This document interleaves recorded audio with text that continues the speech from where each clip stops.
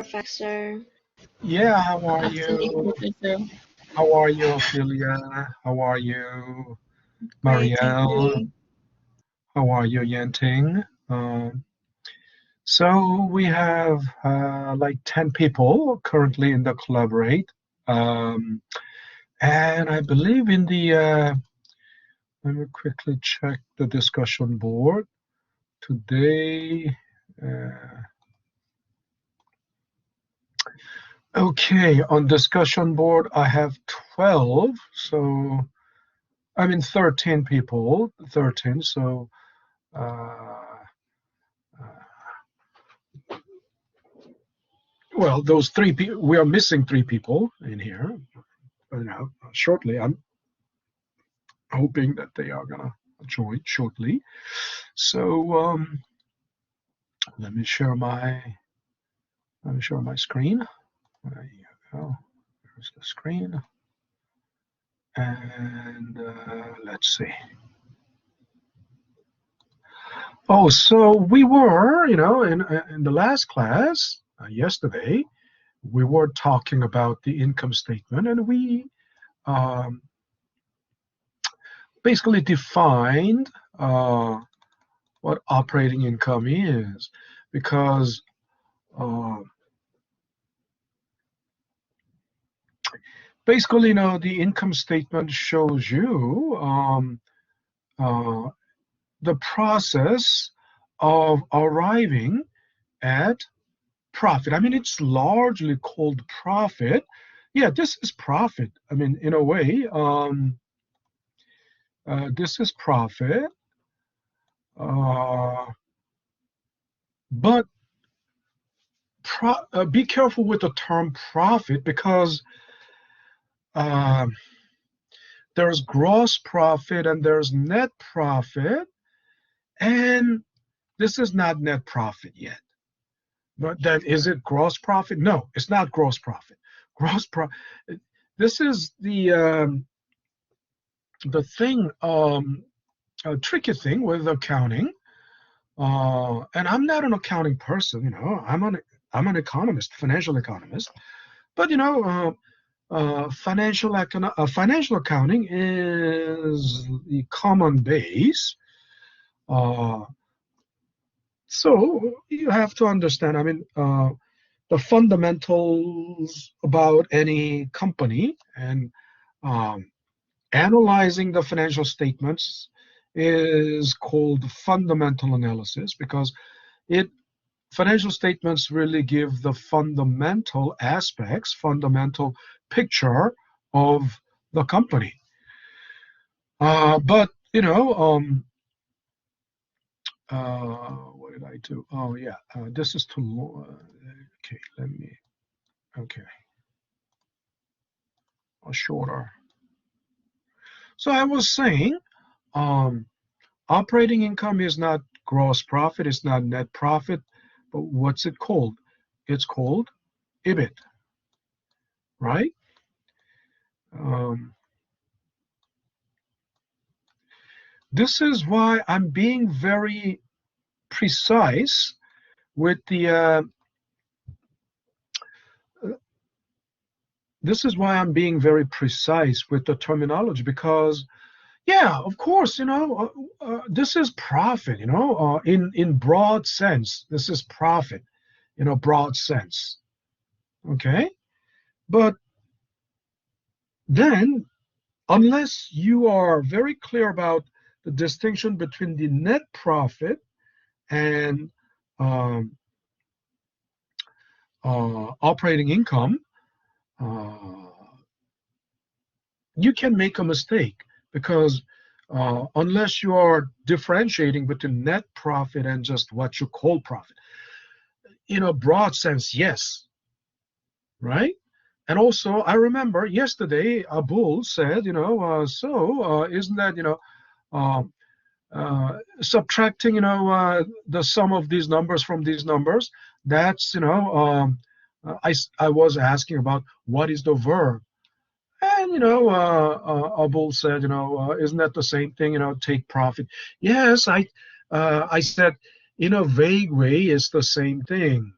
But again, if you're hair splitting using, if you're defining it with hair splitting precision, first of all, take profit is a very broad expression, right?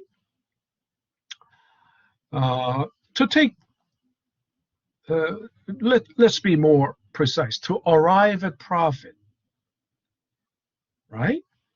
As you said, take profit. To take profit, you have to uh, subtract expenses from income. When you say take profit, it's easy to say. It's mannerism. I mean, it's just an expression, take profit. But then take profit doesn't tell you what is the exact process, right, involved in it, right? If you say take profit, it's the end result. You are only the expression take profit uh, only what should I say? Think about it in your mind. The picture it. Take profit. The expression take profit doesn't visually, in your mind, doesn't show you the process of subtracting expenses from uh, income. It just gives you the end result, right? Also, yeah, in a like vague way, in a broad sense, yes. But then my question was, what's the verb? What's the natural course of action? I mean, natural course of action, yeah, of course, because if you are answering what is the natural course of action, yeah, you have to take profit. Yes, but then, action, what is the action that gives you profit? You have to subtract. So in other words, and I said, it has to be, the picture has to be a complete diagram, right? Not just showing one aspect, not just showing the end result or at the beginning. The picture has to show it, the picture must describe the process, right? Step by step, by chain reaction. What sets into motion? What sets something into motion? What sets something into motion? And what another motion does it set into? Or, what next phase does it set into motion? I mean, think in that term, please. Think in that doesn't, that requires, obviously more structural thinking, more analytical thinking, right? You can say, oh, electricity, Tesla was, Tesla invented, AC electricity, not invented, but, and Tesla invented, I don't know what it's called, Tesla machine or something. It's not the car, but, Nikola Tesla, the the genius who, rather than Thomas Edison, Nikola Tesla was the real genius. He did, and Nikola Tesla, he he invented something called Tesla machine. What is that? It's an, um, it's like a power transmission system, right? But wireless. So 1920s, 1920s. But of course, it was only on a small scale. But in his lab, basically, I don't know if you have seen that like documentary or it's reenactment, really, not documentary because nobody filmed actually Tesla. But there was a giant, big electric power, uh, which it's like a giant electric discharger, giant bowl with all these electric, and it's like a tower.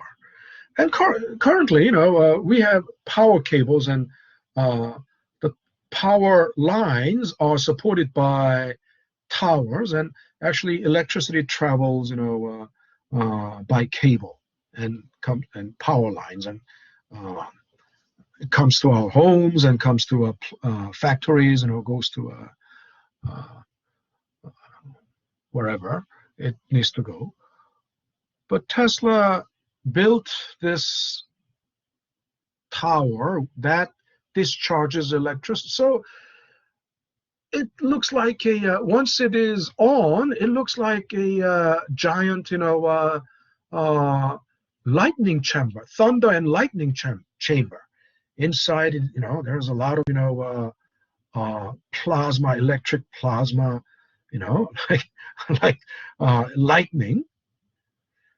And Tesla was sitting inside it, and if you normally, an average person wouldn't even be near, because you can get, electrocuted. You can get hit by a thunder or lightning, and you can get. But he was sitting inside it. But the thing is, to build a machine like that, to build a system like that, what do you think was in his head? Do you think, just a snapshot of this, the final product? No, in his head, all that mechanism was in his head. He knew how it works. So he had that mechanism in his head, right? Also, Leonardo da Vinci, he drew, his drawings are concepts of Leonardo da Vinci's, drawings have contains, his drawings contain the drawings of primitive form of tank, and primitive form of, helicopter, or primitive form of, parachute.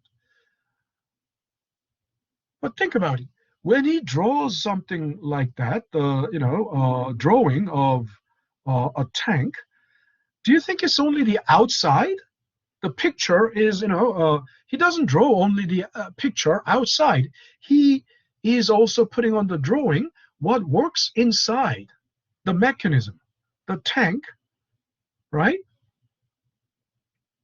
How that works, of course, the tank in those days, obviously there were no cannons, no gunpowder. Gunpowder was came to Europe, pretty much, after Leonardo da Vinci's time. But so it was mainly a steel-clad armored vehicle rather than tank. But he had this picture inside, the mechanism, picture of the mechanism in his head, right? So that's what I'm talking about. When you're saying take profit, it's just the picture of the armored vehicle, ironclad armored vehicle, external picture, right? Outside. But it doesn't show you what's going on inside. It doesn't show you the mechanism. So what I'm saying is you need to think like that. You need to think in terms of the mechanism, right? Not just the outside picture, the end result only. Okay? It's easy to say, it's easy to say, you take profit, or, it's easy to say, the Federal Reserve raises, interest rate. But, it's the result, right? But then what is the mechanism behind it, right? If you say only the end result, there's no way to check whether you understand the mechanism behind it, right? And being able to break it down like that, that's analytical thinking. To be able to draw the mechanism, right? You need to be able to break it down. That's analytical thinking, because you have to analyze what's going on inside, right? And the ability that is required, most valued, the ability that's most valued is that analytical ability, right? And so think about it. Everything. What is the fixed cost? What's the operating expenses? And as an example, I used clerical staff, and why they when production level is doubled, why uh, production workers hours will have to double, or the number of production workers will have to double, but not the clerical staff, right? Because direct connection. There's no direct connection between the secretaries and the production level doubled, right? So anyway, so I said, operating income. This is, broad sense is profit, but I told you to be careful about using the word profit. It's not because profit means net profit, net profit. Okay, and there is so then if there's net profit, there must be gross profit, right? So you might wonder, so is this the gross profit? No, gross profit is actually interesting thing is, okay, if I draw, uh, I want to draw a dotted line, but that's very difficult.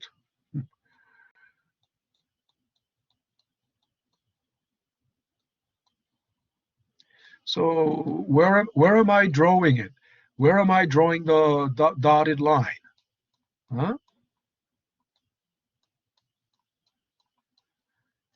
Isn't it that I'm drawing that dotted line right below, right beneath the direct cost, right? Yeah. So what does that mean? If you subtract the direct cost from income, then that is called gross profit. Okay, that's called gross profit. All right. And once again, don't. I told you before, pi is the symbol for profit in microeconomics context. It's a symbol for inflation in macroeconomics context, but in microeconomics context, it's the symbol for profit. Okay.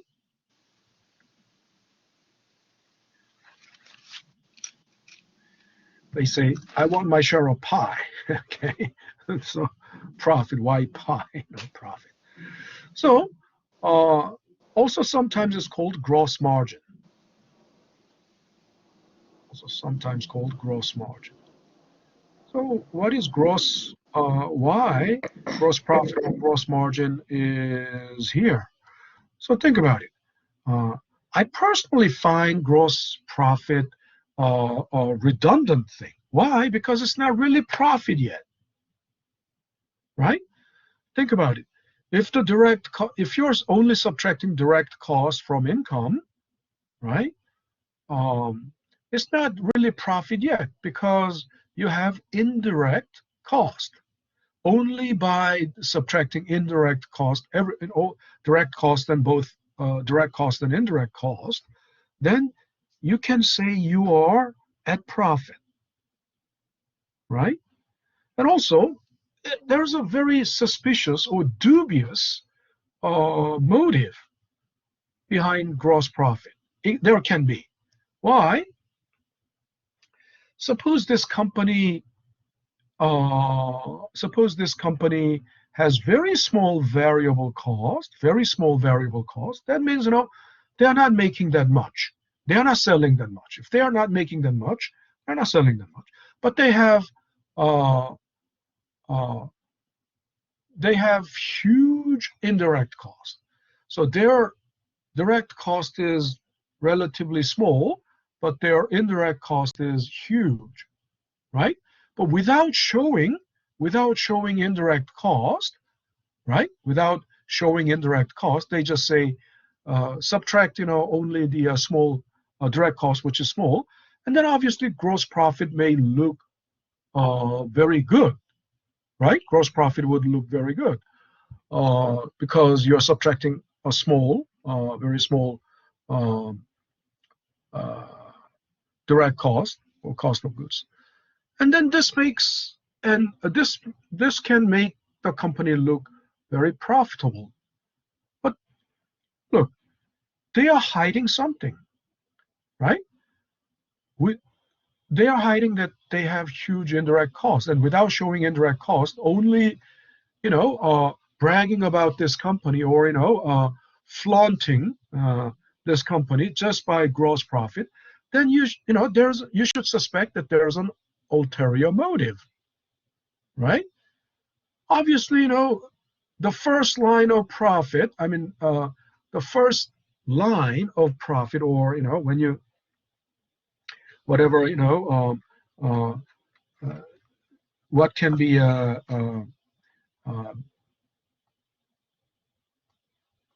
what can be understood as profit is this. It, and so operating income. Operating income is also called operating profit. Okay, it's called operating profit or EBIT, earnings before interest and taxes. Understand? So they are all the same. So I may, probably instead of using.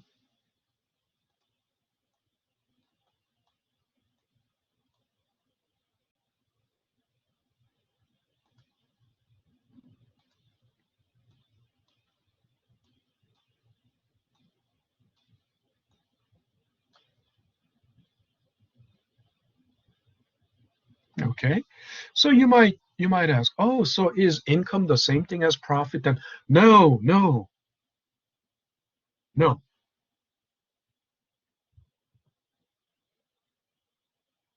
It's just in accounting they use this terminology, the word income. They use it very interchangeably. Okay,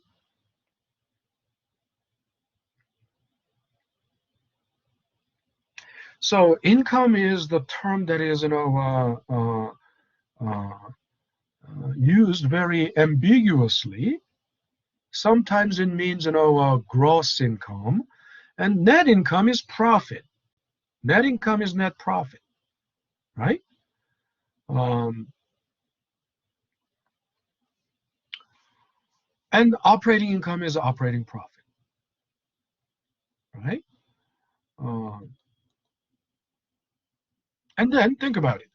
Um, when you then if this is not net profit, I mean this is just operating profit or operating income. Then what is net profit?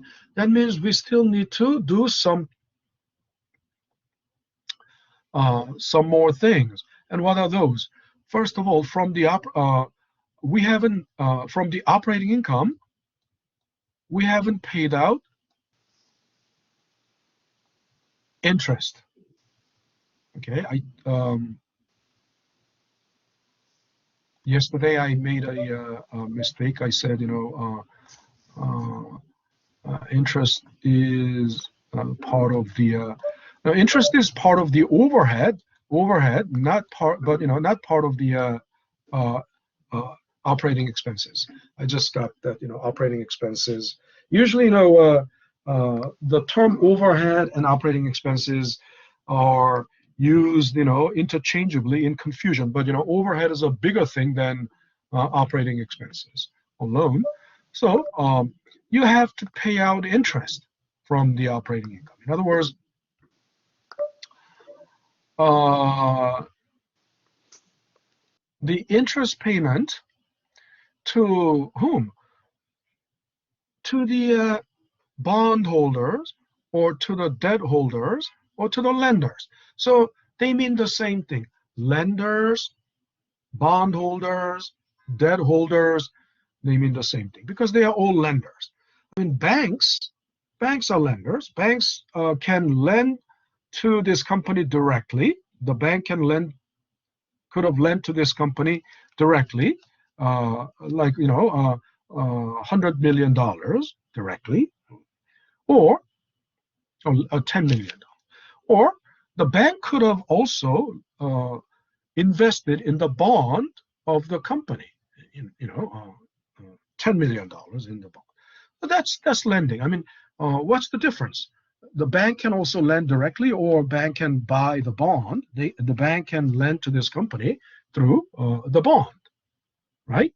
So you have to pay interest. If it is bond, especially, you might wonder, what about the principal? Look, if it is bond, you don't pay principal until the maturity, right? You remember we talked about the bond so much. So you should. So until the maturity, you just pay interest. Okay. And the funny thing about bond is that you can roll over. You can roll it over. In other words, when it's maturity, yeah, originally, right? In principle, you have to cough up. If you sold, $10 million worth of bond, at maturity, you have to cough up 10 million. Where does it come out of? It must have come out of the equity capital you have accumulated through, from profit. For 10 years, your profit has accumulated, and the profit can go back into the company as reinvestment, or it can just sit there as retained earnings. Then it's just it becomes companies part of company's equity. But either way, whatever it is, dipping into your own pocket to just pay out 10 million, it's a huge burden, right? And the company's assets go down, company's equity goes down by as much as 10 million. So but that's what in principle, originally that's what you need to do. But then this is a good thing about bond market. You don't have to cough up 10 million, right, when it's maturity. You can simply roll over. What does that mean? You can sell new bonds for $10 million. And think about it, when you sell new bonds, then 10 million will come in. That's called proceeds. The proceeds will come in. And with the proceeds, you can pay off the old bond holders. Now then you have, $10 million new $10 million liability, right, to the new bondholders, right? So that's that's what I mean by rolling over debt. Okay, but anyway, you have to pay interest. So that's subtracting, of course, to pay interest. That's going out of you. It's cash outflow. So you subtract. Okay, and when you subtract,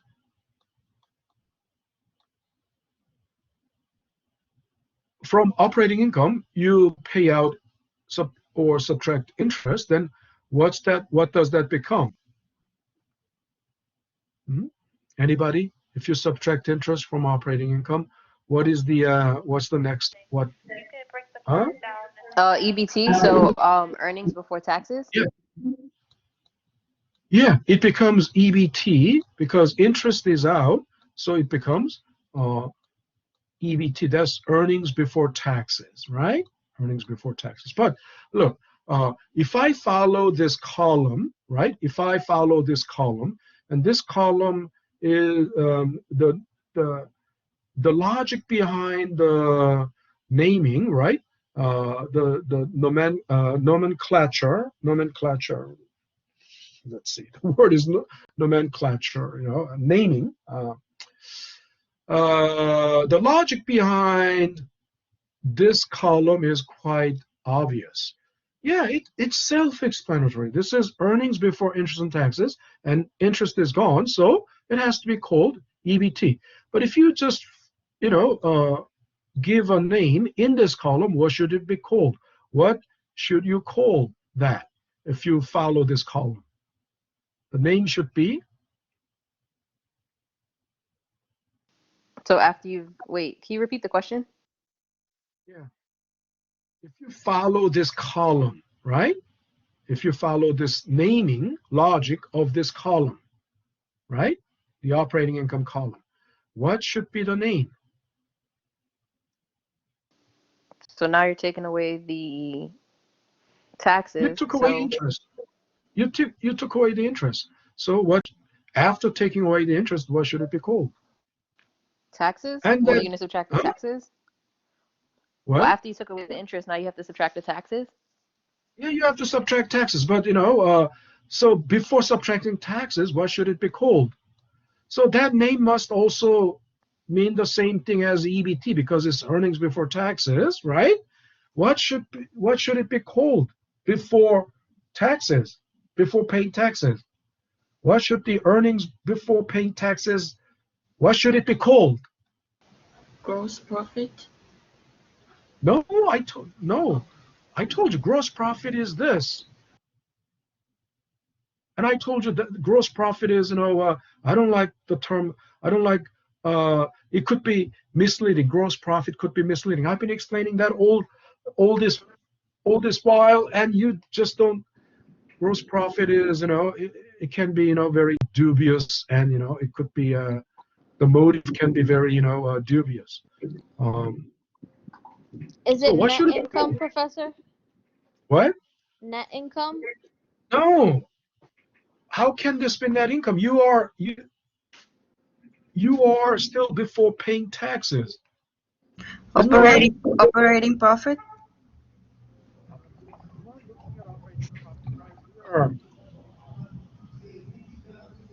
Right? I told you operating income, EBIT, earnings before interest and taxes, and operating profit, they all mean the same thing. What do you think this should be called? Please think logically. It's earnings before paying taxes, right? Earnings before taxes. So what should that be called? What would be the right name? What would be the most probable name or most plausible name? What would be the most plausible name? If it is the earnings before paying taxes, what should be the most plausible name?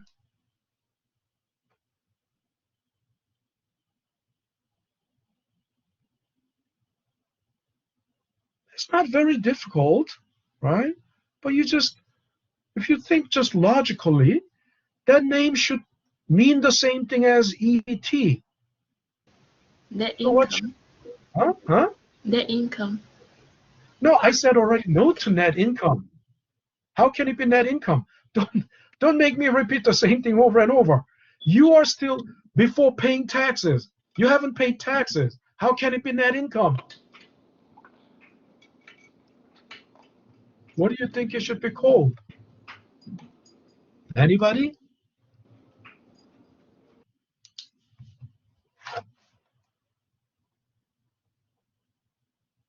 And by the way, who said EBT? Sophia. Safia, okay. Safia.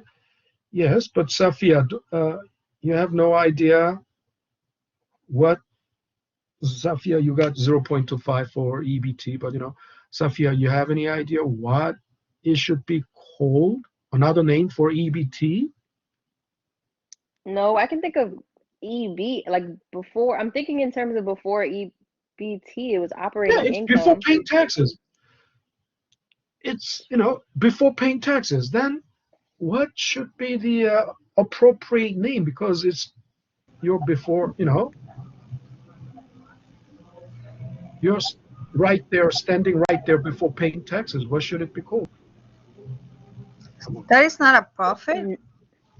It's not. Yeah, Net it's a income? kind of profit. It's a kind of profit. Again, Net the profit? term profit. Operating earnings is like a... Is it the operating profit? Net profit? No, it's not net. I already said, how many times? I said already this twice. It's not net profit. Why? Sorry. Don't you hear the reasoning behind it? I Oh, was because taxes explaining the weren't taken out yet. Sorry. rationale behind it. The reasoning is you haven't paid taxes yet. It's literally before taxes, earnings before taxes. So how can it be net profit? You haven't paid taxes, then it cannot be net profit, right? It can be net profit only after paying taxes. But you are before paying taxes, so what is the appropriate name? Our income then. Yeah, well, it can be called some income, right? Because it's called, this thing is called operating income, right? Is it the So it can be the called withholding some income. Right? income? What? Is it ever called withholding income? I've heard Withheld that before. income? Withheld Yeah, income? No, withheld means, no. Withheld, um, The only thing I can think of is gross income. That's the only thing that makes sense. no. Revenue. Gross income is this. This is gross income, right? Revenue plus investment income. That's the gross income, right? You have already paid out interest, so it cannot be gross anymore, right? Gross means it's actually big, right? So Operation earnings? There's no, the word is operating, not operation. And this is operating earning, if ever, if we coin the new term, but it's called operating income or operating profit or EBIT, right? So there's no term yet. There's no such term as operating earning. Yeah, in the essence, it's the same thing in the essence. In essence, it's the same thing, but such a term is not used, right? Okay. I don't think we Term know. is, huh? I don't think we know. Okay, so I'm giving you, I don't think you know, but it's knowable. In other words, you can know, it's knowable, right? It's discoverable, or it's, thinkable, or it can be reasoned. It can be reasoned. It's called taxable income. Think about it. Isn't it exactly the taxable income? That's the meaning of this word, isn't it right? EBT, earnings before taxes. Isn't that the meaning? The meaning of EBT, isn't that the taxable income? Isn't that the meaning of EBT? Huh? Isn't it right? It's logical thinking. You can reason it, right? Think about it. It's earnings before paying taxes. It's earnings before paying taxes. So that's the taxable amount of your income. Isn't it right? This is the earnings or profit that is subject to taxation, that is subject to taxation. And then what can it be called? The only way it can be called is taxable income. Right?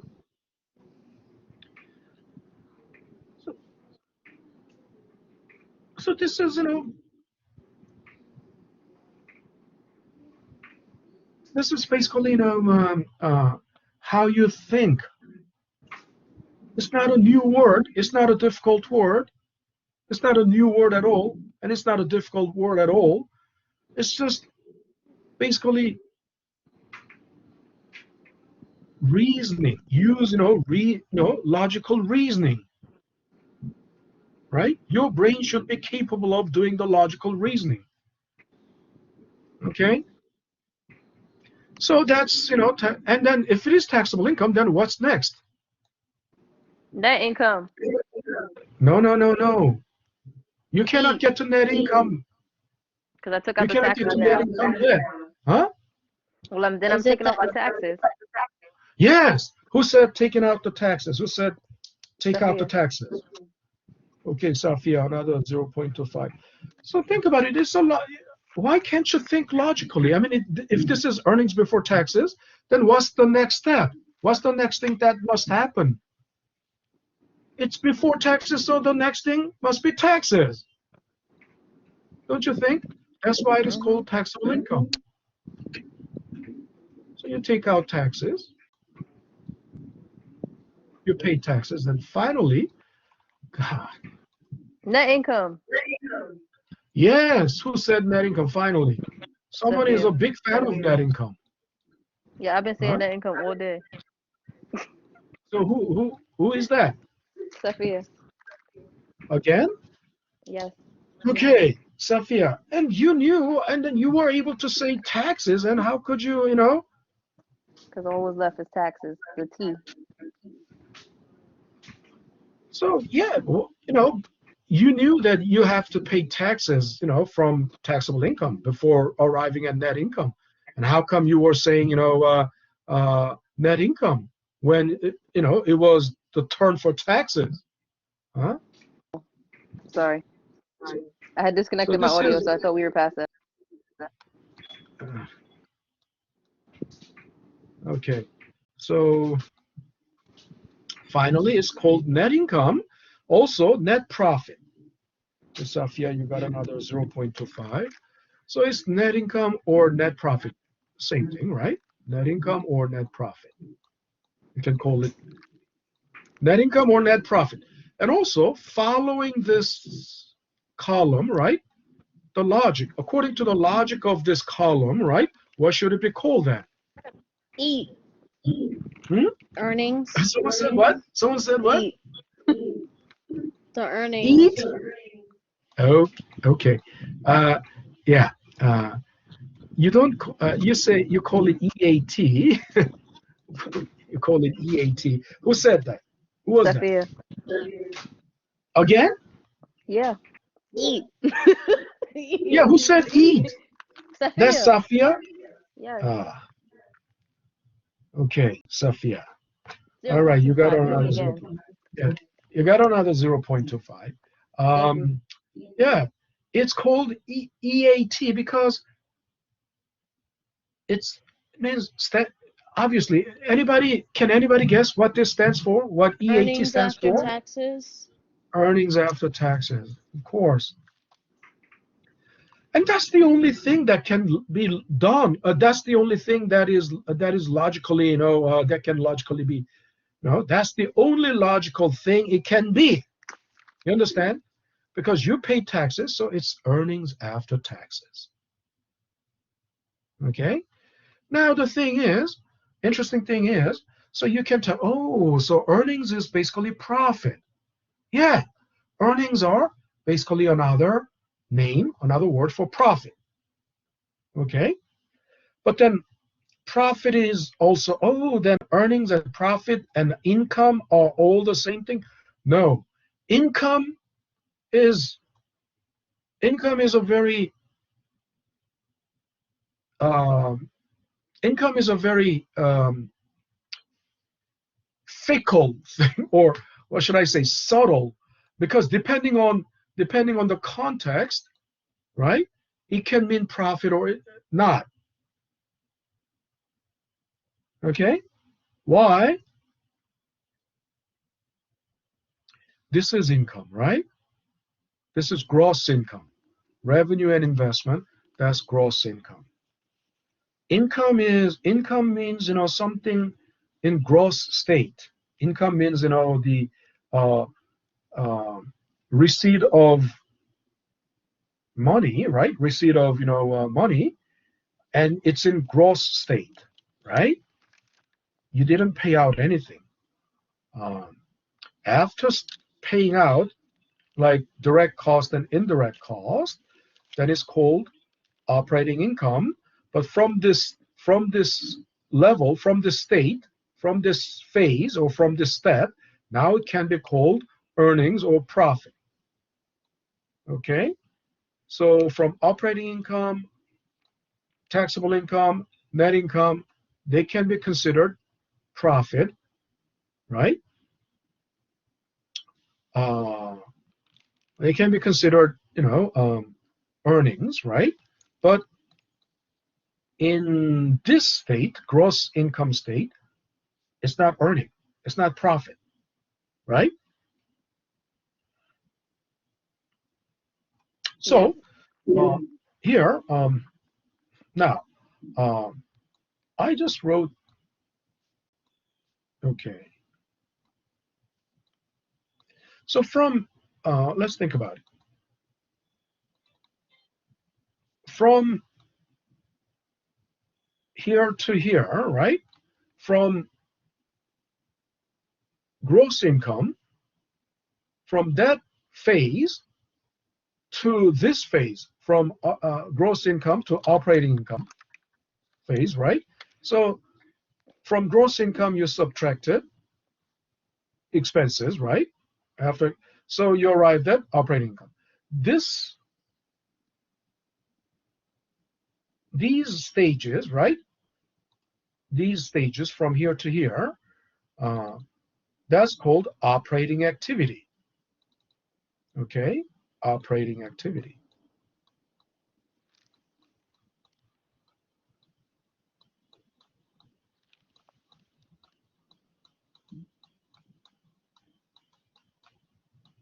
Operating activity. Now think about it. Yes, that's what the company does. That's why the company operates, right? And when you say, operating hours, you go to a bank, go to any, Starbucks, or go to a government building, on the door they have this sign that says operating hours, hours of operation. What does that mean? That's, yeah, we know what that means. We know what that means, right? That's the time during which the operation is taking. But what is that operation? What is the operating activity? Well, for companies, it's very clear. For any business, operating activity is selling something. First of all, you have revenue. Revenue is generated by selling something. Without selling something, revenue is not generated, right? And investment income is generated from investing activity, or actually, it's called financial activity, financing activity. I'm financing activity. From the the gross income, you have to subtract the expenses, and the expenses are basically payment to the resource providers. If you think about it, direct cost is paying. Basically, direct cost is what? Payment to the capital provider, payment to the labor provider, payment to the raw material provider. Isn't that right? So those are resources, right? Capital, labor, natural resource, or raw material. Those are called what? Factors of production, or inputs of production, or resources of production, right? So basically, direct cost is paying out, paying those resource providers. Also, indirect cost is basically paying those who provide resources, right? Paying rent is the payment to the provider of the space, right? Paying clerical staff. Clerical staff also provided their labor, right? And so that's why it's called operating activity. And all businesses are engaged in three types of activities. One is operating activity. Another one is financing activity. financing.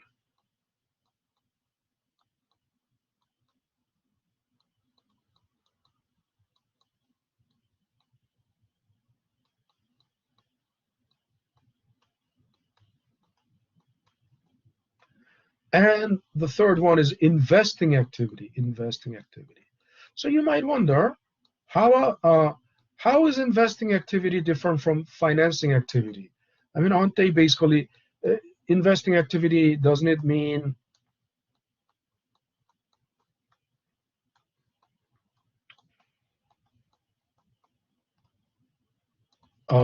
investing in financial instruments, financial assets?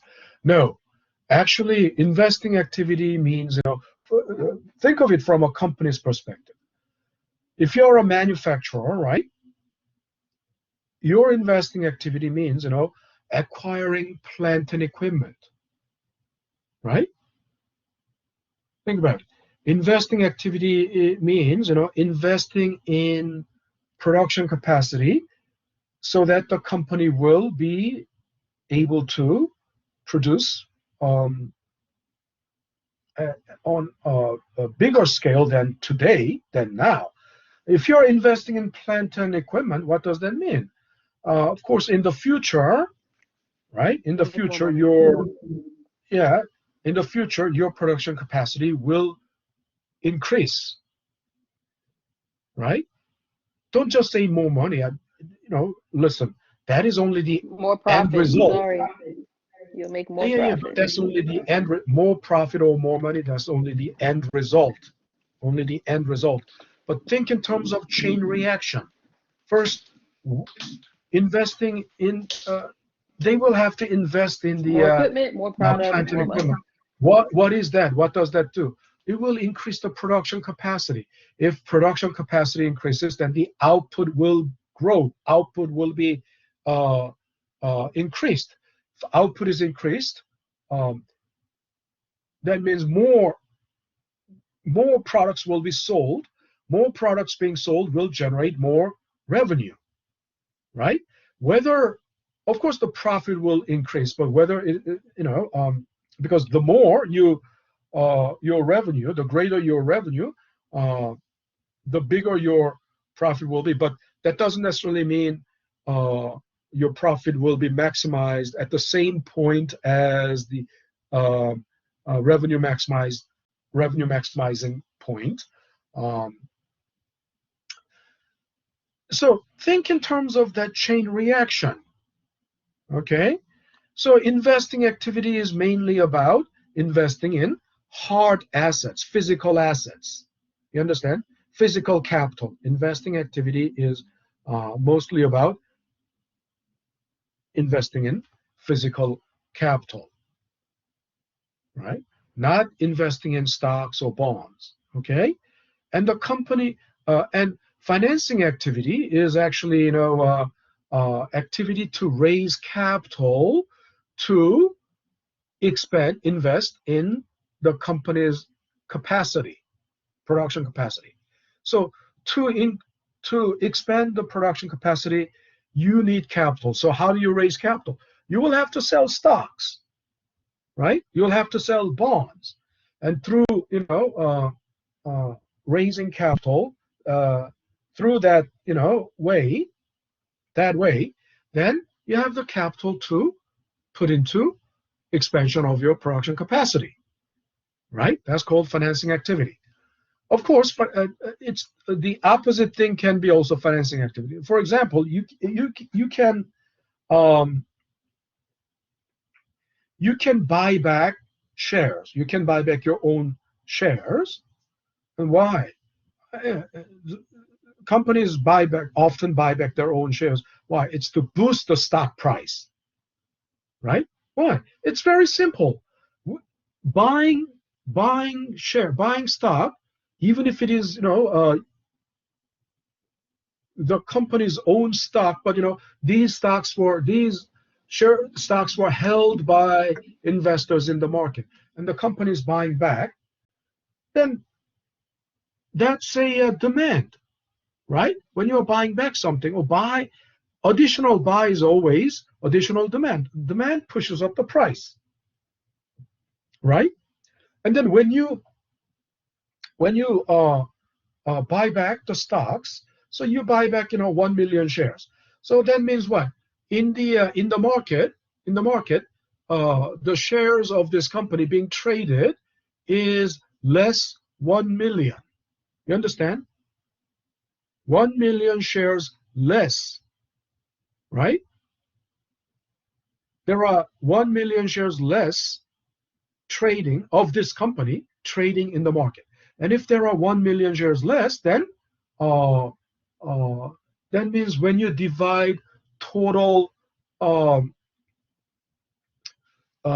total market capitalization, right? Total value of the shares outstanding. When you divide it by the number of shares outstanding, obviously because the denominator is smaller,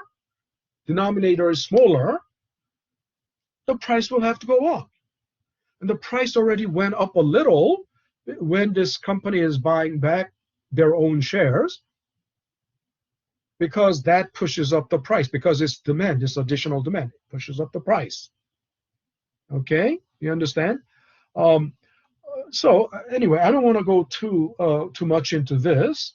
Financing activity, right, is the activity to raise capital for investing activity, right? So investing activity is supported by financing activity. Also, old, outdated equipment. I mean, old, outdated equipment. You have to sell outdated equipment. I mean, at least who buys outdated equipment? Who knows? In the third world country, they can still buy outdated or fully depreciated production equipment. In the third world countries, they can still buy because it's cheap, right? Or if not, if nobody buys, it can be at least salvaged, right? It can be sold for scrap metal value. Right? Also, if you had a building, or if you had a land, if you had a piece of land, if you had a building, and you need to sell it, you need to liquidate it, right? So that is physical asset you had. You sell it, then it turns into cash, right? It turns into liquidity. So that's also financing activity. I'm not going to go further on that, and it's already taking a lot of time. It's 1 hour. It has taken a lot of time. So now, next thing. So when we arrived at EAT, right, net income or net profit, so this means also, this is a kind of pun, right? You know what pun is, right? In no other language, it's only in English language, because you can say, now you can eat your pie. Now you can eat your pie, right? This profit is, think about it, who does this profit belong to now? Who does it belong to? Company. No. Company is only think about it, company is an inanimate object. Company is not a person. Company is an inanimate object, right? The shareholders of the company? Say that again? The shareholders? Yes, the shareholders of the company. That's the correct word. That's the right word. Shareholders of the company, or the owners of the company. And who was that? Who said shareholders of the company? Sophia. Again. Okay, Sophia, you're stealing the show and nobody is getting anything. Huh? Yeah, it's the shareholders of the company, the owners of the company, right? So, because you paid interest to the lenders, you're free. You paid taxes to the government, you're free. So the net income is net profit. The pie is all yours to eat, right? But then shareholders, who are the there are like thousands of shareholders. Think about it, thousands of shareholders. Do they? I told you, I'm a shareholder of I'm a shareholder of Berkshire Hathaway, but I have only, I don't know, I have more than, well, I have like, I don't remember how many shares of Berkshire Hathaway I have. Maybe 50 shares. But you know, I'm a shareholder of Tesla. I have only 2 shares, right? 2 shares. So do they? If this belongs to the shareholders, do they distribute it? Do they distribute it all to the shareholders? Do they distribute it No, to shareholders? No, no. Why? If you distribute it all to shareholders, they'll have nothing to the reinvest to company get will new have products. nothing Yeah. to reinvest, right? The company will always be just there. The capacity can never, you know, of course they can sell new shares and they can, but then it's better not to sell new shares, or it's better not to borrow money, isn't it right? And if the reinvesting can come from uh, solely from uh, internally generated capital, and the capital generated from, that means capital generated from operating activity, wouldn't it be better? Because you don't have any more debt, you don't have to borrow, uh, and the reason they don't like selling new shares is if you sell new shares, the share price will be diluted. The share price will be diluted, and from the existing shareholders' perspective, existing shareholders wouldn't like it when you know share prices are diluted. My whole value of my shareholdings will drop. So they don't prefer. They don't like to sell new shares, right? Okay, you understand? Um, Company is only a vehicle. You have to understand. Company is only a vehicle to make money. You understand? Company is not the owner. Company is not an animate being. Company is only a vehicle, right? So owners and management is not the owner. Sometimes you know some owners participate in management, but management is separate from ownership. Okay, so they don't pay out. They don't redistribute this, you know, profit, but they pay out token amount. They pay out some token of goodwill. I mean, think about it. Um, as a Tesla shareholder, and Tesla is you know, not doing as you know well as last year, but you know if Tesla made profit as a Tesla owner, two share two shares of Tesla would be like 0.00000000001% ownership, maybe. No matter what. I mean, even if it is 0.0000001% ownership, I'm still owner, right? And as an owner, if Tesla made profit, wouldn't I want to see that profit, even a little bit of that profit? Yes. And if you want to really think about it, if you want to recoup that profit, you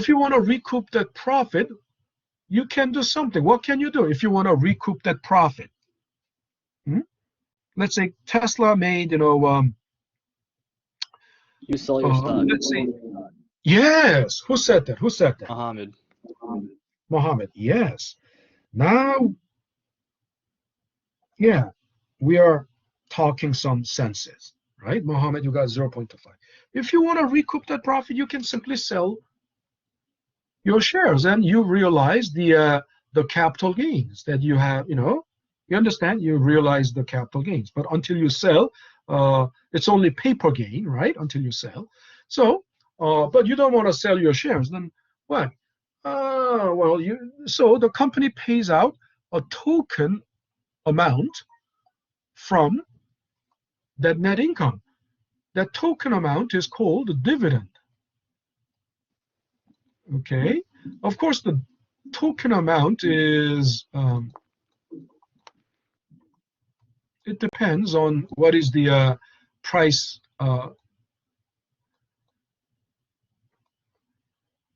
if the price of the stock is something like $20, probably $20, $50, you may get like 20 cents per quarter, 25 cents per quarter. So annually, just $1. But if the share price grew, so Tesla, let's say Tesla's net income is at the end of 2021. Let's say their net income is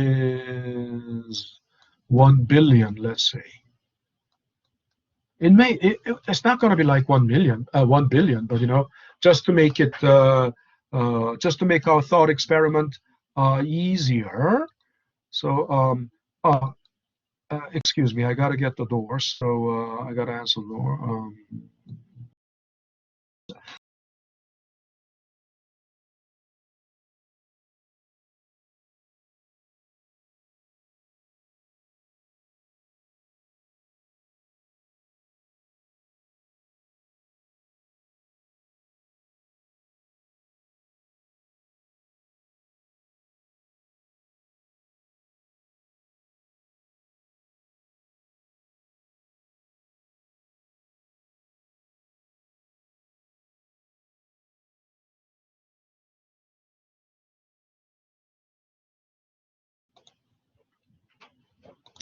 Yeah, so if assuming that Tesla's net profit is 1 billion at the end of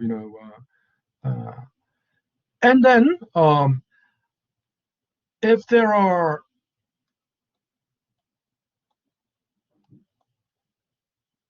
10 million shares outstanding, 10 million shares, not dollars, 10 million shares, 10 million shares outstanding, right? Then what is the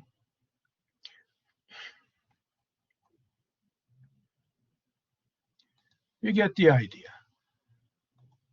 So per each share, what is the earnings?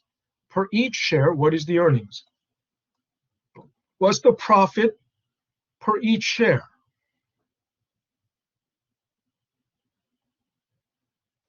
Anybody? I mean, is it $10. how come nobody? Huh? $10. Say it again. Huh? Say it again. $10. $10? How can try again? What do you mean you don't know? Think about the number of zeros. Think about number of zeros. Is it 100? Yeah, it's gonna be $100, right? And who said 100? Who said 100? Both said it.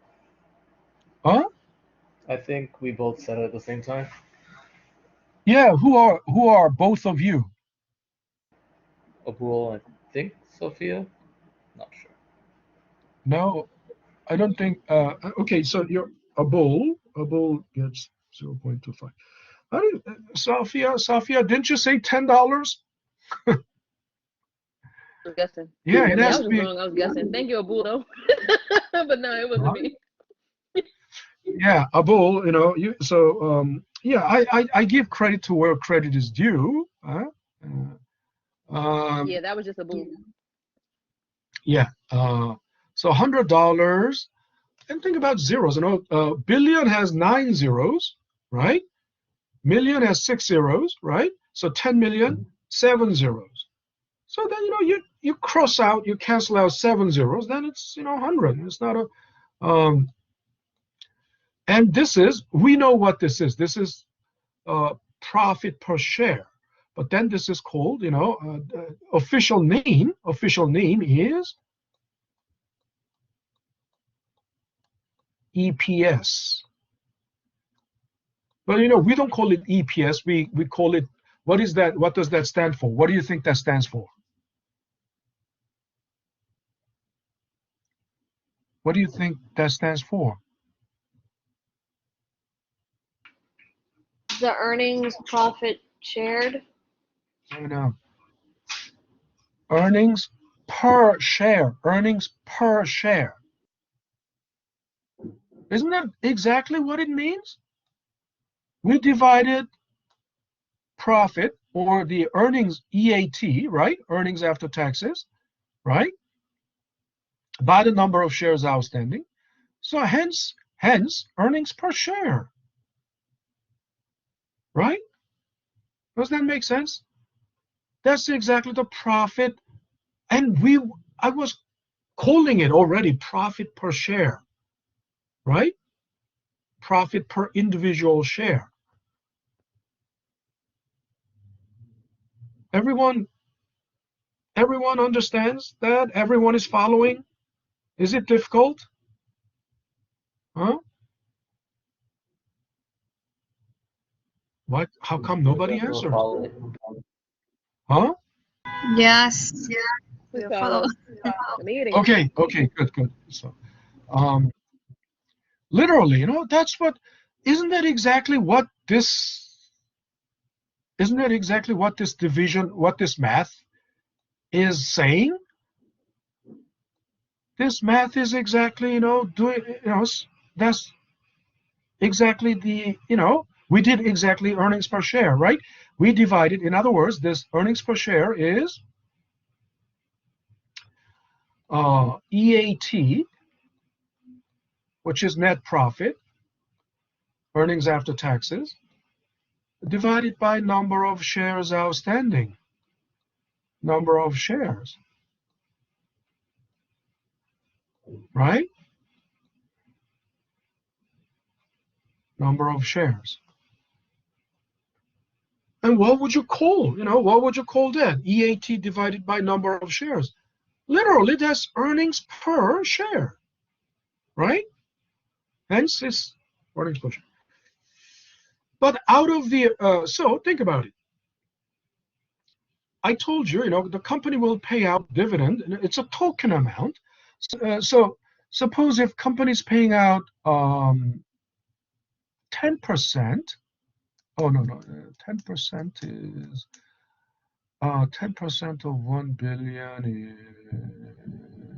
is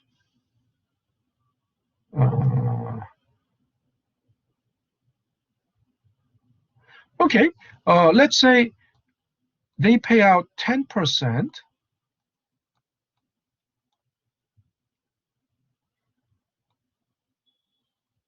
dividend at 10%. So it's called the dividend payout ratio. Dividend payout ratio. Of course, 10%, they are paying out 10% ratio, right? At 10% ratio. So then dividend will be 10% of 1 billion. So it's going to be 100 million, right? It's going to be 100 million. Okay. Then the dividend per share. Let's think about dividend per share. For each share, how much is the dividend? Okay.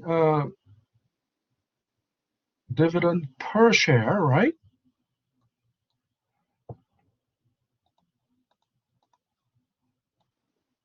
$10 on 100. No, 10% is,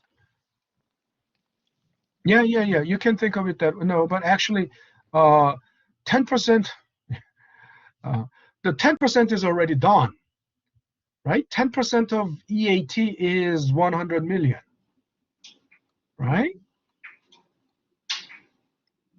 I mean, the calculation, the result is the same, but think about it. How many shares are outstanding? How many shares are outstanding? Huh? 10 million. 10 million. So think about it. Dividend per share means exactly what you did for earnings per share. It's the same thing. Isn't it right?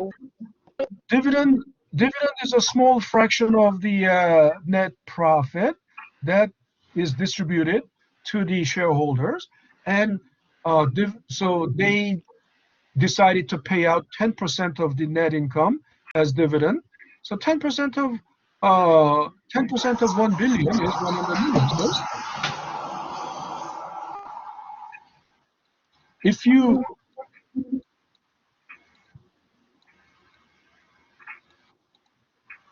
divide, it's simple. Divide, $100 million by 10 million shares, it's $10. It's $10 per share. Okay, $10 per share.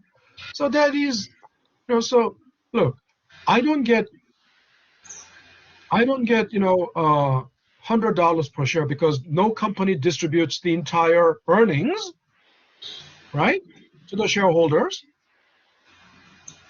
You understand? So they pay out only a small fraction of it, and that small fraction is 10% in this case. So I don't get 100, but I get $10, right? And which is the dividend. And since I have 2 shares of Tesla, I will get $20. Okay, I'll get $20. But that's per share. But let's think about then how much is left? How much is left? Okay, please, unmute your microphone. No, what $90? I mean, we're talking about. I thought we was doing all right. So we originally earned $100 per share. They paid you $10. No. Yeah, $100 per share, but this is not distributed. This is not distributed. It's only. All right, so then I It's still only got $100. Huh? I said, so then I'm assuming they still got $100 per share. If they didn't distribute the dividend. Listen. You don't get $100 unless you sell it. The company doesn't pay out. Didn't you understand? The company doesn't pay out the profit to the shareholders. You understand? We were all clear about that because no company distributes all its earnings. Then if it does, then they will have nothing to invest in their own production, capacity expansion. Right? Yeah. This is just on paper. Earnings per share is something on paper, right? That's the number on paper. You don't get this. But if they pay out, they will pay out only the dividend. So you may get $10, but you don't get $100. Okay? But I'm not, this is per share. I'm not talking about per share anymore. Think about it. What was the company's net profit? Was the company's net profit $100 only?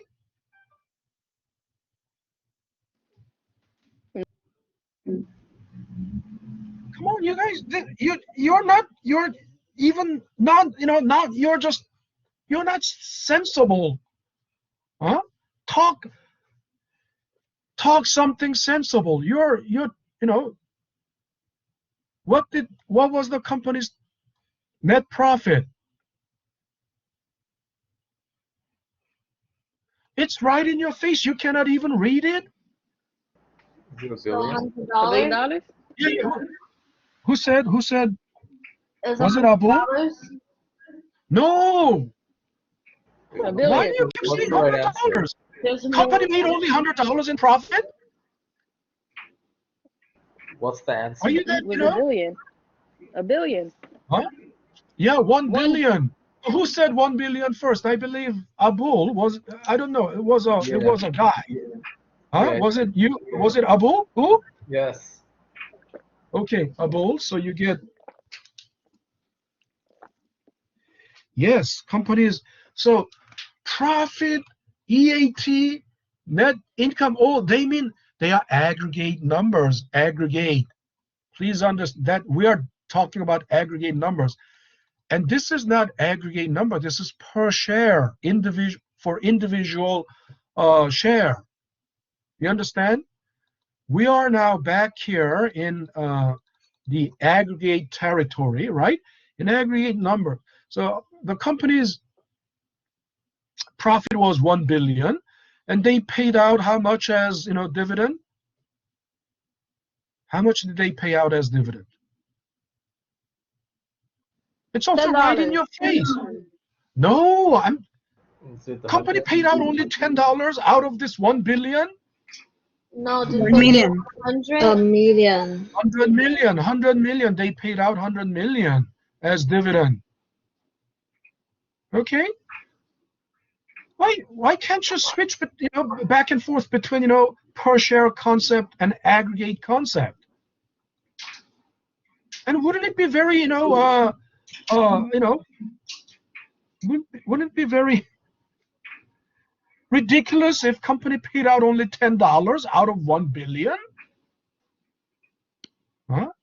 That's no nonsense. You're talking nonsense if you think, like that. Ridiculousness, right? There is, if a company, $10, who does that belong to? They are paying out just to one shareholder and for one share only. So company's net profit was 1 billion and their dividend was 100 million.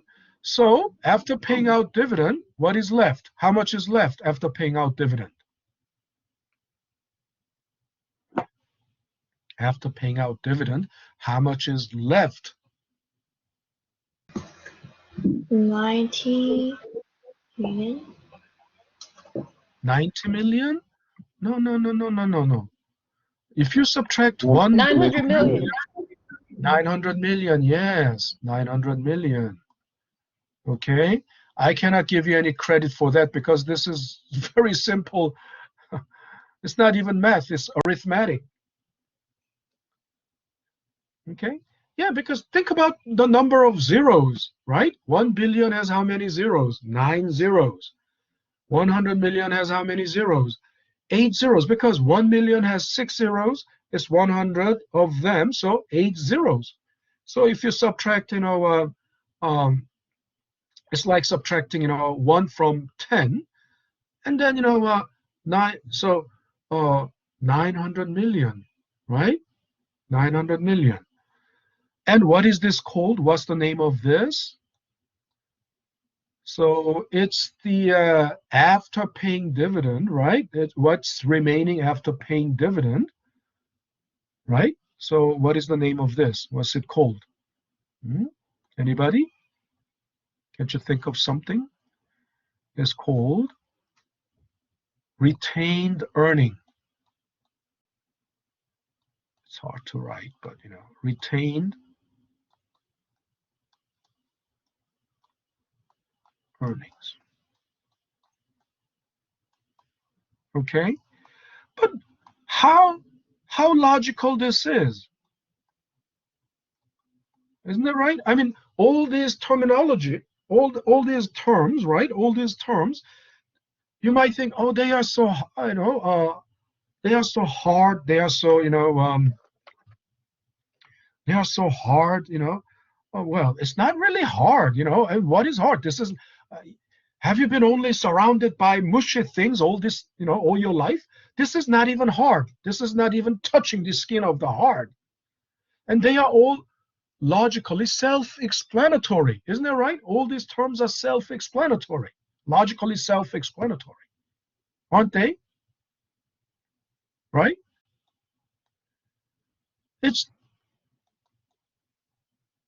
It's earnings before interest and taxes. So after paying interest, it is only logical to call it earnings before taxes. And it's self-explanatory. It really explains what it is. It's earnings before taxes. So then you can tell what is next, what comes next. So that's why it is self-explanatory. What comes next is taxes, because it's earnings before taxes.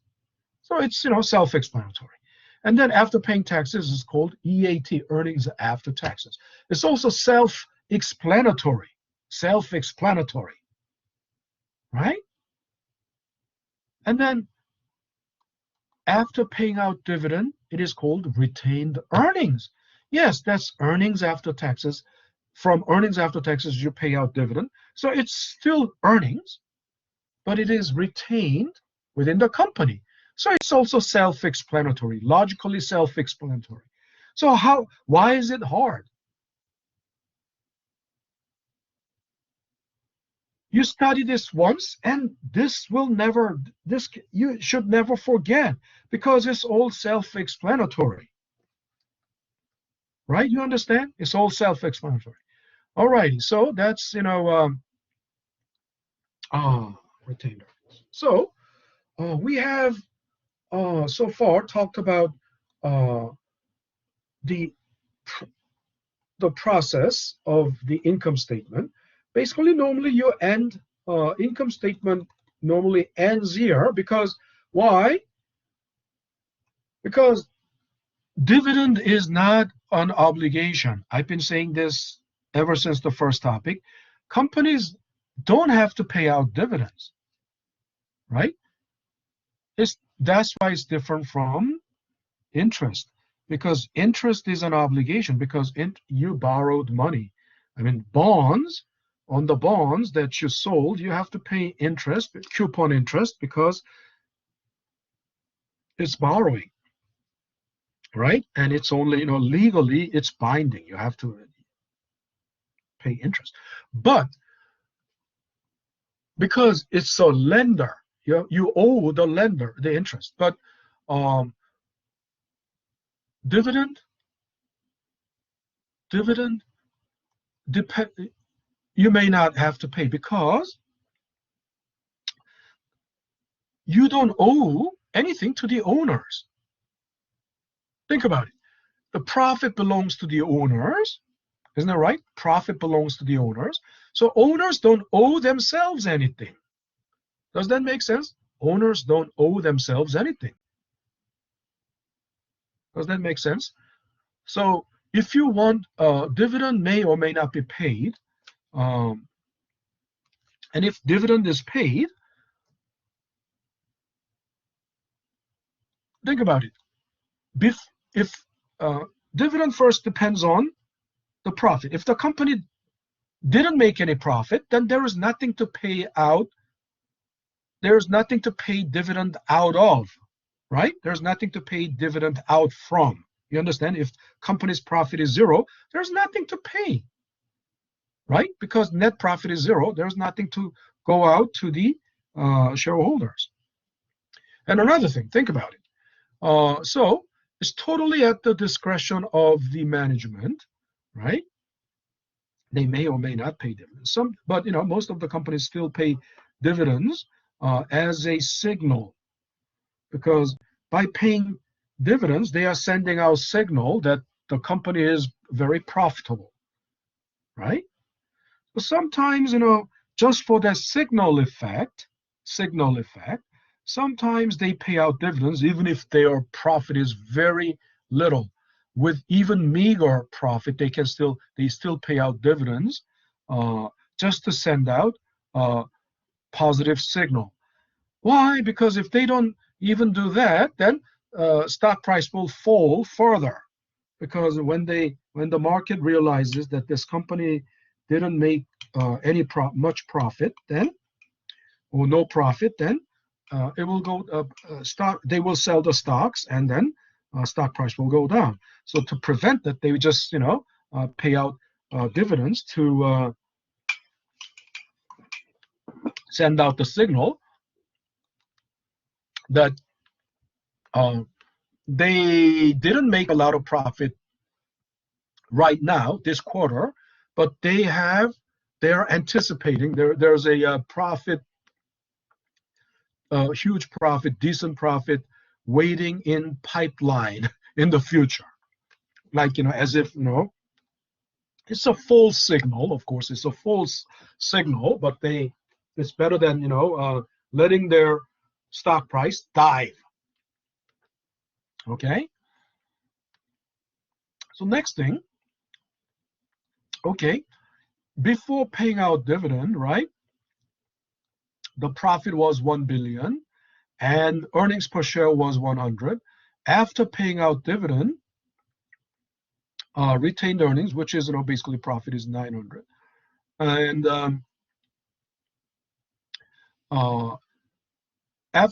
after paying out dividend, what would be the earnings per share, new earnings per share after paying out dividend? Okay.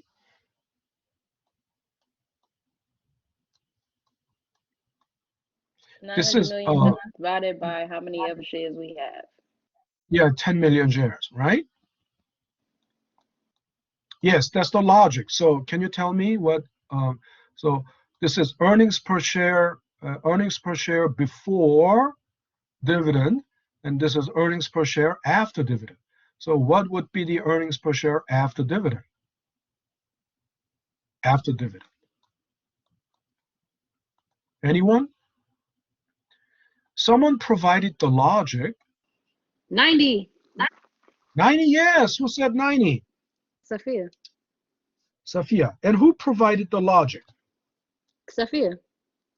Oh, okay. All right. Thank you. You got 0.25 for that. You're really stealing the show, huh? Yeah, it has to be 90. Now think about it. This is what dividend is all about. I mean, if it can serve as a signal, but also, look. So if I had only one share of this company, one share of this company's stock, if I had only one share, before paying out dividends, I could sell this stock and recoup 100. I could recoup all the profit that belongs to me, right? If I had one share, I sell it and I recoup 100. But if this company pays out dividend, this is after dividend, I received $10 in cash. I received $10 in cash, right? That's dividend. And then my stock value will be only $90. Isn't that right? My stock price will be $90 because I mean, it's not the price, but my earnings per share will be only $90. My earnings per share will be only $90, not the price, but the earnings per share. So if I sell my stock now, I will recoup $90. I will recoup $90. So I already received $10 as dividend. And when I sell my stock, when I sell that one share that I have, I will recoup $90. So then what's the difference? I mean, basically the total is still 100. I mean, whether I sell it before dividend or whether I receive dividend and sell the stock after dividend, right? What I recoup is still 100, right? Do you understand, everyone? Yes. No? Huh? Yes, Professor. All right, thank you. Yeah, this is what they call dividend irrelevant theory. Dividend irrelevance theory is dividend is irrelevant because anyway, dividend comes out of the profit that anyway belongs to me, right? So if I sell the stock before any dividend, before paying dividend, I will recoup whatever earnings or the capital gains, whatever earnings that the stock has made. And on the other hand, if I receive dividend and after receiving dividend sell the stock, then I only get the earnings per share less the dividend that was already paid. So it's the same banana, right?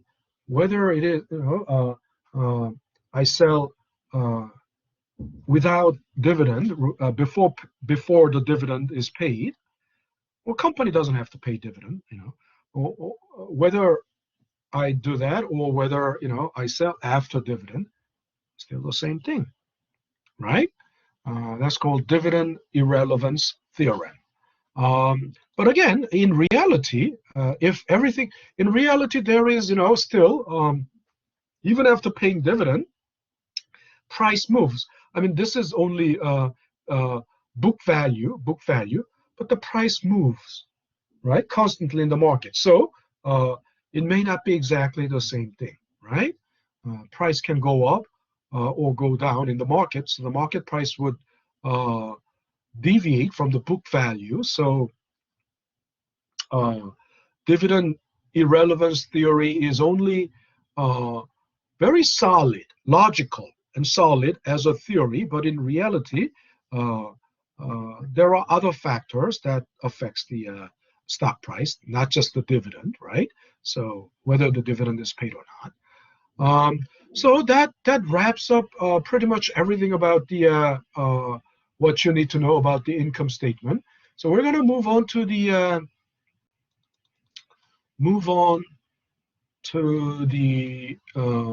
balance sheet. And the balance sheet,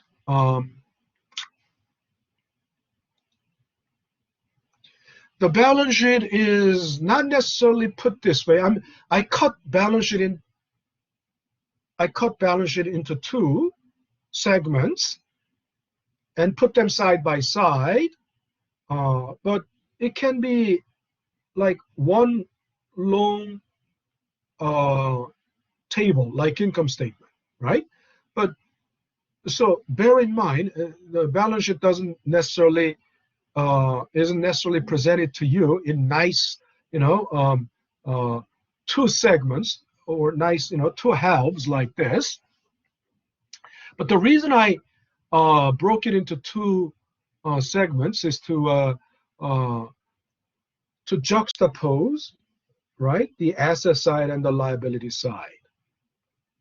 Now, so income statement is about the operating activity, right? While income statement is describing the operating activity, balance sheet is actually describing the investing activity and financing activity. So, and the line items. A lot of people think they know something about the financial statements because, you may have encountered this in accounting class. But if you have encountered this in accounting class, but still, the thing is, a lot of people cannot distinguish between the, line items in balance sheet and income statement. The line items in income statement and balance sheet are totally different. They don't overlap. Okay, you must understand. They don't overlap at all. The only thing that overlaps between the two is depreciation and interest payment. Okay? The only thing that overlaps. Does equity not include from the income sheet? Say it again? The equity line, isn't that usually whatever I guess is the share? Equity? Plus. Yeah, equity is not in income statement. No, Okay? I'm saying, does that not include information from the Not income statement? If I heard you correctly, you're saying equity is not included in the income statement, right? Yeah. What I'm saying is equity. It's not. No, it's not. Huh? Because they are different. I told you, they don't overlap. The line items in the balance sheet and the income statement, they don't overlap. The only thing, there are only two line items that overlap. They are interest payment and depreciation. That's the only thing. Otherwise, they don't overlap at all. But this is something a lot of people. Was that my voice echoing? But a lot of people confuse that. A lot of people think, but looking at the line items already, looking at the line items only by line items, you should be able to tell whether that belongs to the income statement or whether that belongs to the balance sheet. Okay, so first of all, balance sheet is basically made up of asset side and the liabilities and equity side, liability. And asset, actually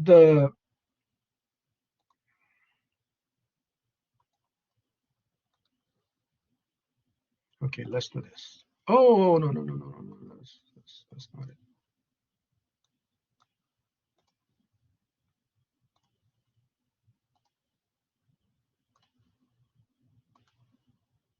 Okay.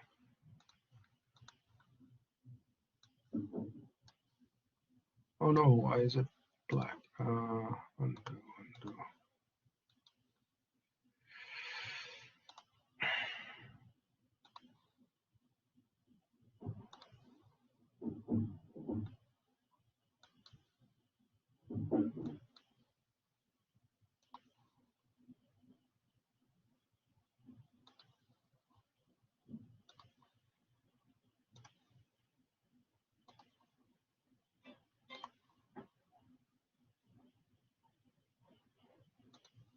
All right, let's see.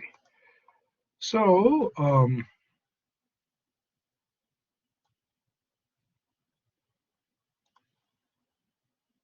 is it going nuts?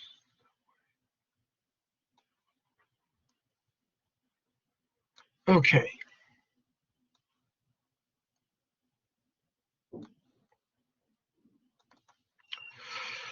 So looking at the liabilities and equity side, and the numbers, total liabilities and equity is 9,855,000. But let's just roughly, let's say 10 million. 10 million, right? That's just. But what is the meaning of liabilities and equity side? Um, the the balance sheet is, I told you, it's about the investing activity and financing activity. So it's about what that means is how did we raise capital? How did we raise capital to support the investing activity? Now, so in other words, let's think about let's take an example. Let's say you are your business, you're starting up a business, and your business is like mobile equipment manufacturing, mobile equipment. So mobile equipment can be of course mobile phones, smartphones, tablets, and these things are high tech, and you cannot simply start a high tech company without the high tech, right? In other words, you have to have already technological capability, right? But let's say you are making a small GPS device, so relatively relatively less capital intensive. I mean, it doesn't require as much capital as like tablets, making a small GPS device. So basically, it's a manufacturing and it's electronics and IT, sector. You have technology. So basically, you need a plant, isn't it right? Most of all, to start such a business, and it's because in any manufacturing, you need. There's no manufacturing without plant and equipment. So you need plant and equipment. So how much money do you need to build plant and equipment and build a plant and put equipment into it? Let's say 6 million is needed. And you need building and land, right? That's 3.5 million. Forget about depreciation for now. So this alone is like 9.5 million, isn't it right? Plant and equipment, land and building alone is 9.5 million, right? And it has to be there before you do anything. You have to have plant and equipment there before you begin to produce your first unit of your GPS device, right? So next question is, how do you raise the capital for that? Also, the thing is, you borrow. You how do you borrow? You sell bonds and you borrow from the bank, right? That way you raise at least like, 5.75 million, 5.75 million. The rest comes from, right? And 4 million comes from the shareholders, owners. Now, this is actually the initial startup members. Now, think about it. If this is startup, if this business is a startup, there's no way you can borrow, you cannot sell bonds, right? In reality, think about it. A startup, a startup is not even allowed in the stock market or bond market, right? Nobody, think about it. Startup is a big question mark. It can, so even the banks won't lend you money. Even the banks won't lend you money. You're a startup, right? It's really, really hard to raise capital. So the capital will have to come from a goodwill investor. A goodwill investor is what? It's called angel. And what's an angel? Angel is a venture capital. Venture capital. You understand? Venture capital. If your business idea has a merit, right? If your business idea has a merit, venture capitalists will, the venture capitals will invest. So suppose the venture capital provided $4 million. And venture capital is really, literally, as the name goes, they are taking the risk. It's an adventure for them. It's an adventure, right? It could turn into a total loss of $4 million. But by providing 4 million, then it's not for free. They obviously, nobody will just invest 4 million for nothing. So they demand what? I want, in exchange for 4 million, give me like 400,000 shares. 400,000 shares. Okay. And 400,000 shares, that means, if there's no additional equity, because you're trying to start business, you have the technology, but you are broke, you are penniless, then you don't have any. Maybe you can, on your own. Maybe you sell your car, you sell your house. Maybe you raise, just about, $100,000 on your own, or 1 million on your own, right? But anyway, you're broke, you don't have any, so the entire equity came from the venture capital. So if venture capital has, let's say, just to make it simple, 100,000 shares, venture capital requested 100,000 shares. So you just print out 100 shares, 100,000 shares, and give it to them. Then currently, the price of this share is what? This share is nothing. It's not traded in the stock exchange because you are a startup. This share price only exists. This share price is valued only between you and the venture capital. You understand? Right? So if they were issued, they provided $4 million and they were issued 100,000 shares. What's the share price? Anyone? 4 million. 4 million? No. I'm talking about the share price. I mean, they provided $4 million, and there are 100,000 shares. What's the share price? In other words, what's the price?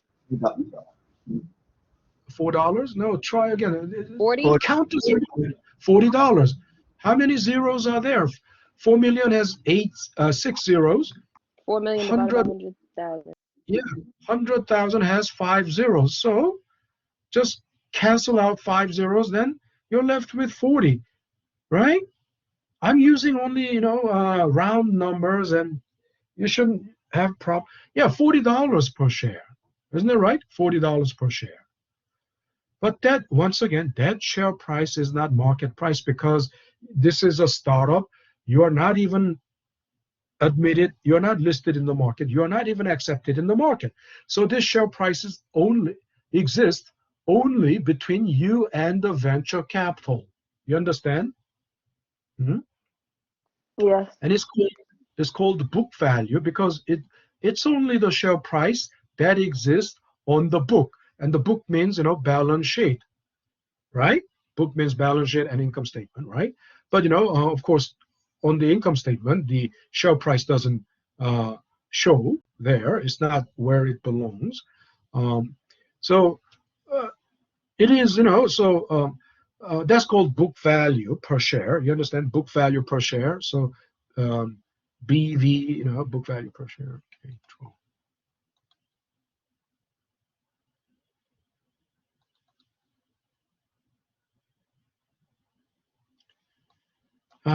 Okay, I want, but for example, I don't want to write it here, because you might confuse later. Oh, that's not. I'm just telling you, if you divide this by number of shares, 100,000, $40, that's book value per share. Okay? Can I? Oh, Your microphone is not muted, right? Okay, you don't. So, our next question then. Next question. Okay, so 4 million came from the venture capital. That's called equity, because that's owner's capital, right? And you are minority owner, because although this business is your idea, but you only added 1 million. Let's say you added only 1 million, and let's say out of these 4 millions, 1 million is what you provided. You sold your house, you sold your car, and provided 1 million. Venture capital put in 3 million. Anyway, the equity is 4 million. That's owner's capital, right? And then you raised 5.75 million in from borrowing, right? Through borrowing. Okay, and the bonds. I told you, you cannot sell bonds yet, because you're just a startup. But just to make this example work, we assumed, I assumed that they sold bonds, and they borrowed from the bank. And that's called, why is it mortgage? I'm gonna get to that. But anyway, that's long-term debt. So non-current liability is long-term debt. Okay, non-current liability. Current liability is short-term debt. Okay, so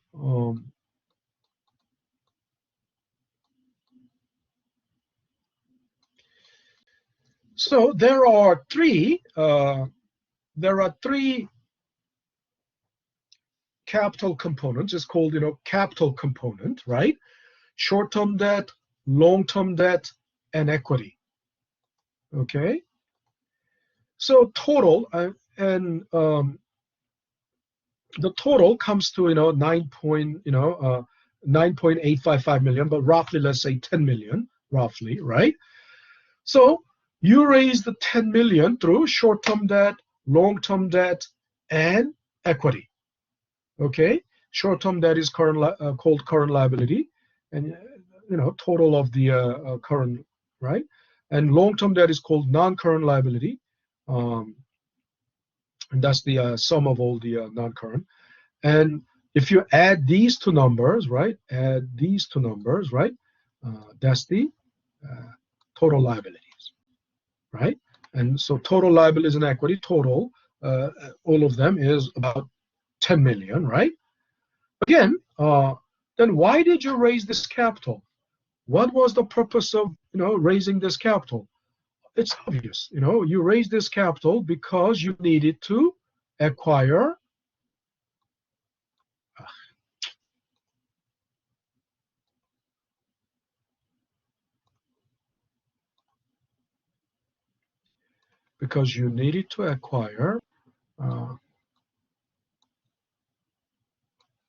right?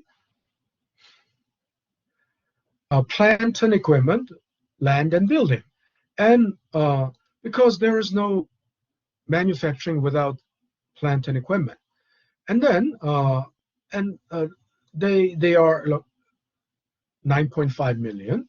And then, so 9.5 million out of this 10 million is used on plant and equipment and land and building, right?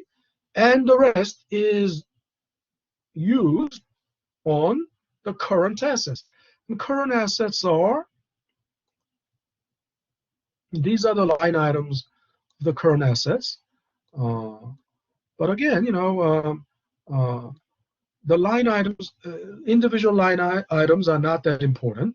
But the idea is this 10 million, so the total of the this side, liability and equity side, is 10 million. Total of the asset side is also 10 million.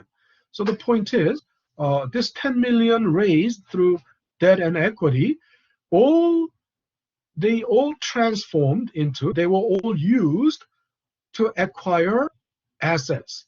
And again, non-current assets are called, they are called by many names. Fixed assets, first of all.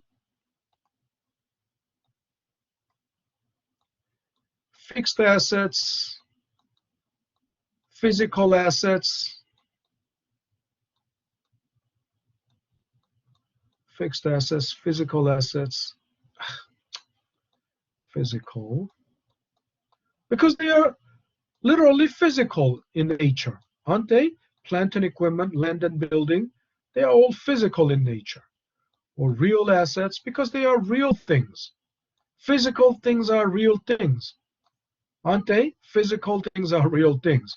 And remember when we say nominal dollars and real dollars, nominal interest rate, real interest rate, what does that mean? Dollars, when they are translated into actual real goods, right?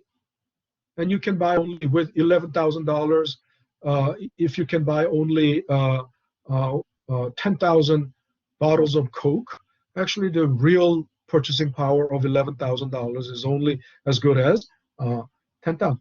So you understand what real means, It's physical. Fixed assets, real assets, physical assets, and what else? Non-current assets or hard assets. They are 9.5 million, and then the rest, current assets are long-term assets. Of course, they are called long-term assets. These are called long-term assets. Current assets are called short-term assets. Okay. Also, liquid assets, liquid.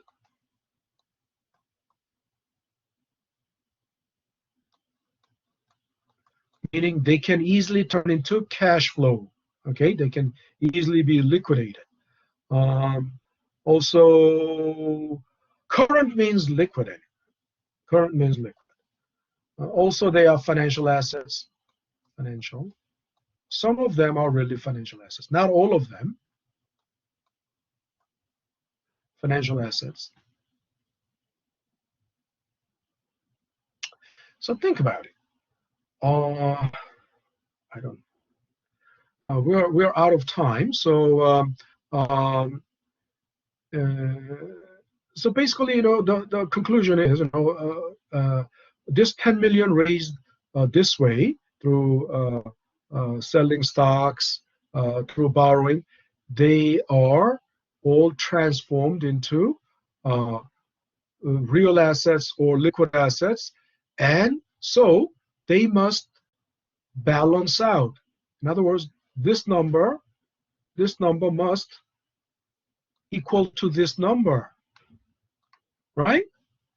That's why it's called balance sheet, because they have to be balanced out. They must be balanced out. Otherwise, they're not balance sheet. They're not balanced. If they're not balanced, they're not balance sheet. If these numbers don't match, what does that mean? Something is missing. Something went wrong. Something is missing, and you have to find, you have to scrutinize. You have to inspect everything to find that something. Otherwise, you will lose your job. If you're the accounting manager or whatever who is responsible for keeping track of this, and if numbers don't match, you can lose your job. Okay. All righty. So we're out of time. So that's it for today. Okay. I will have to. I will see you guys tomorrow. Okay. Take care, everyone. And I stop recording, and I'm signing out. See you tomorrow.